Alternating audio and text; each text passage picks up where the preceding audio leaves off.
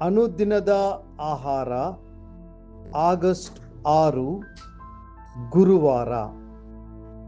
ನನ್ನ ಹೃದಯವು ಉಲ್ಲಾಸ ಪಡುತ್ತದೆ. 1 ಸಮುವೇಲ 2ನೇ ಅಧ್ಯಾಯ 1ನೇ ವಚನ. ನನ್ನ ಹೃದಯವು ಕರ್ತನಲ್ಲಿ ಉಲ್ಲಾಸಿಸುತ್ತದೆ, ನನ್ನ ಕೊಂಬು ಯೆಹೋವನಿಂದ ಎತ್ತಲ್ಪಟ್ಟಿದೆ. ಈ ಭಾಗದಲ್ಲಿ ನಾವು ಅನ್ನಲ ತುಂಬಿ ತುಳುಕುವ ಆನಂದವನ್ನು ಕಾಣುತ್ತೇವೆ. ಕರ್ತನು ಆಕೆಯ ಶ್ರದ್ಧೆಯ ಪ್ರಾರ್ಥನೆಯನ್ನು ಕೇಳಿ ಆಕೆಗೆ ಸಮುವೇಲನೆಂಬ ಮಗನನ್ನು ಉಡುಗೊರೆಯಾಗಿ ಅನುಗ್ರಹಿಸಿ ಆಶೀರ್ವದಿಸಿದಾಗ ಆಕೆಯು ಕೃತಜ್ಞತೆಯಿಂದ ಕೂಡಿದ ಹೃದಯದಿಂದ ಹೀಗೆ ಪ್ರತಿಕ್ರಿಯೆಯನ್ನು ನೀಡಿದಳು. ಆತನು ನನ್ನ ಪ್ರಾರ್ಥನೆಯ ಫಲವಾಗಿ ಅನುಗ್ರಹಿಸಿದ ಮಗನು ಇವನೇ. 1 ಸಮುವೇಲ 1ನೇ ಅಧ್ಯಾಯ 27ನೇ ವಚನ. ನಮ್ಮ ಕರ್ತನಿಂದ ಅಂತಹ ಅದ್ಭುತ ಆಶೀರ್ವಾದವನ್ನ ಹೊಂದಿಕೊಂಡ ಅನ್ನಲಿಗೆ ತನ್ನ ಹೃದಯವನ್ನು ತುಂಬಿದ ಆನಂದವನ್ನು ಇನ್ನು ತಡೆ ಹಿಡಿಯಲಾಗಲಿಲ್ಲ. 1 ಸಮುವೇಲನು 2ನೇ ಅಧ್ಯಾಯವು ಆಗ ಅನ್ನಲು ಪ್ರಾರ್ಥಿಸಿ ಎಂಬ ಮಾತುಗಳೊಂದಿಗೆ ಪ್ರಾರಂಭವಾಗಿ ದೇವರಿಗೆ ಸ್ತುತಿಯನ್ನ ಸಲ್ಲಿಸುವುದರೊಂದಿಗೆ ಕೊನೆಗೊಳ್ಳುತ್ತದೆ. ಹೀಗೆ ಈ ಸುಂದರವಾದ ಭಾಗದಲ್ಲಿ ನಾವು ಅನ್ನಲ ಪ್ರಾರ್ಥನೆ, ಆಕೆಯ ವಿಜ್ಞಾಪನೆ, ಆಕೆಯ ಕೃತಜ್ಞತೆ ಮತ್ತು ಎಲ್ಲದಕ್ಕಿಂತ ಹೆಚ್ಚಾಗಿ ಕರ್ತನಲ್ಲಿ ಆಕೆಯ ಉಲ್ಲಾಸವನ್ನು ಕಾಣುತ್ತೇವೆ. ಪ್ರಿಯ ದೇವರ ಮಕ್ಕಳೇ, ನೀವು ಕರ್ತನ ಮುಂದೆ ನಿಮ್ಮ ಹೃದಯವನ್ನು ಯಥಾರ್ಥವಾಗಿ ಸುರಿದು ನಿಮ್ಮ ವಿಜ್ಞಾಪನೆಗಳನ್ನು ಆತನ ಬಳಿ ಹಂಚಿಕೊಂಡರೆ ನಿಮ್ಮ ದುಃಖದ ದಿನಗಳು ಹೆಚ್ಚು ಕಾಲ ಉಳಿಯುವುದಿಲ್ಲ. ಕರ್ತನು ಖಂಡಿತವಾಗಿಯೂ ನಿಮ್ಮ ಕಣ್ಣೀರನ್ನು ಒರೆಸಿ ನಿಮಗೆ ಆನಂದವನ್ನು ನೀಡುವನು. ಅನ್ನಲ ಹೃದಯವನ್ನು ಮೊದಲು ಆನಂದದಿಂದ ತುಂಬಿಸಿದ್ದು ದೇವರ ಪರಿಶುದ್ಧತೆ. ಆಕೆಯು ಹೀಗೆ ಸಾರಿದಳು, ಯೆಹೋವನಂತ ಪರಿಶುದ್ಧನು ಇಲ್ಲವೇ ಇಲ್ಲ, ನಿನ್ನ ಹೊರತು ದೇವರು ಯಾರು? ನಮ್ಮ ದೇವರೇ ಅಸಾಮಾನ್ಯವಾದ ಆಶ್ರಯ ದುರ್ಗವು.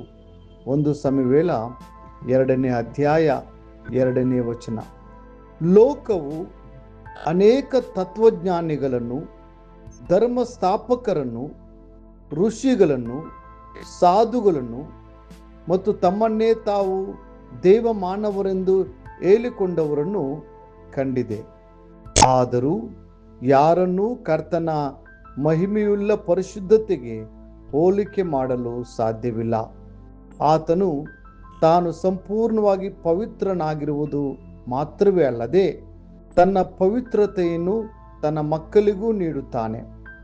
ದೇವರು ಮಾತ್ರ ಪರಿಶುದ್ಧನಾಗಿದ್ದು ತನ್ನ ಜನರನ್ನು ಪರಿಶುದ್ಧಗೊಳಿಸದಿದ್ದರೆ ಆತನ ಪರಿಶುದ್ಧತೆಯಿಂದ ನಮಗೆ ಏನು ಪ್ರಯೋಜನ? ಬದಲಾಗಿ ಆತನು ಪ್ರೀತಿಯಿಂದ ನಮ್ಮನ್ನು ಆಹ್ವಾನಿಸುತ್ತಾನೆ. ನಾನು ಪರಿಶುದ್ಧನಾಗಿರುವುದರಿಂದ ನೀವು ಸಹ ಪರಿಶುದ್ಧರಾಗಿರಬೇಕು. 1 ಪೇತ್ರ 1ನೇ ಅಧ್ಯಾಯ 16ನೇ ವಚನ. ಕರ್ತನು ತನಗೆ ಸೇರಿದವರಿಗೆ ತನ್ನ ಸ್ವಂತ ಪವಿತ್ರತೆಯನ್ನು ಕೃಪೆಯಿಂದ ಹಂಚಿಕೊಳ್ಳುತ್ತಾನೆ. ತನ್ನ ಮಕ್ಕಳಿಗೆ ಉದಾರವಾಗಿ ಕೊಡುವುದು ಕರ್ತನ ಸ್ವಭಾವವಾಗಿದೆ. ಪ್ರತಿಯೊಂದು ಒಳ್ಳೆಯ ಕೊಡುಗೆಯನ್ನು ನೀಡಲು ಆತನಲ್ಲಿ ಶಕ್ತಿ, ಕೃಪೆ ಮತ್ತು ಕರುಣೆ ಇದೆ.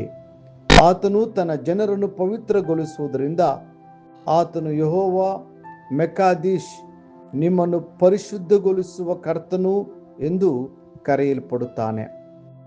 ಅನ್ನಲು ಕರ್ತನ ಪರಿಶುದ್ಧತೆಯ ಸೌಂದರ್ಯವನ್ನು ಕಂಡಂತೆ ಆಕೆಯ ಉಲ್ಲಾಸವು ಸಹಜವಾಗಿಯೇ ಆಕೆಯನ್ನು ಆರಾಧನೆಗೆ ನಡೆಸಿತು. ಆಕೆಯು ಸ್ತುತಿಯ ಶಿಖರವನ್ನ ತಲುಪಿ ಯೆಹೋವನಂತ ಪರಿಶುದ್ಧನು ಇಲ್ಲವೇ ಇಲ್ಲ, ನಿನ್ನ ಹೊರತು ದೇವರು ಯಾರು ಎಂದು ಘೋಷಿಸಿದಳು.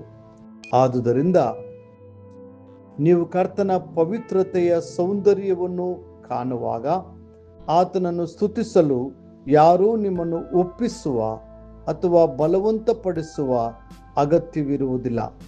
ನಿಮ್ಮ ಹೃದಯವು ಕೃತಜ್ಞತೆ ಮತ್ತು ಆರಾಧನೆಯಿಂದ ತಾನಾಗಿಯೇ ತುಂಬಿ ತುಳುಕುತ್ತದೆ. ಪ್ರಿಯ ದೇವರ ಮಕ್ಕಳೇ, ಕರ್ತನನ್ನು ಆರಾಧಿಸಿರಿ, ಆತನಿಗೆ ನಿಮ್ಮ ಸ್ತುತಿಯನ್ನು ಅರ್ಪಿಸಿರಿ ಮತ್ತು ಪರಿಶುದ್ಧತೆಯ ಒಂದೊಂದೇ ಹಂತವನ್ನು ಏರುತ್ತಾ ಆತನ ಮಹಿಮೆಯುಳ್ಳ ಸಾನ್ನಿಧ್ಯಕ್ಕೆ ಇನ್ನಷ್ಟು ಹತ್ತಿರವಾಗಿರಿ. ಮುಂದಿನ ಅಧ್ಯಯನಕ್ಕಾಗಿ ದೇವರ ವಾಕ್ಯ. ನನ್ನ ಪ್ರಾಣವು ಕರ್ತನನ್ನು ಕೊಂಡಾಡುತ್ತದೆ, ನನ್ನ ಆತ್ಮವು ನನ್ನ ರಕ್ಷಕನಾದ ದೇವರ ವಿಷಯದಲ್ಲಿ ಉಲ್ಲಾಸಗೊಂಡದೆ. ಲೂಕ 1ನೇ ಅಧ್ಯಾಯ 46-47ನೇ ವಚನ. ಈ ದಿನ ಓದುವ ದೇವರ ವಾಕ್ಯ. ಮುಂಜಾನೆ ಕೀರ್ತನೆ 70-71 ಅಧ್ಯಾಯಗಳು. ಸಂಜೆ ರೋಮಾಪುರದವರೆಗೆ 8ನೇ ಅಧ್ಯಾಯ 22-39 ವಚನಗಳು. ದೇವರು ನಿಮ್ಮನ್ನು ಆಶೀರ್ವದಿಸಲಿ.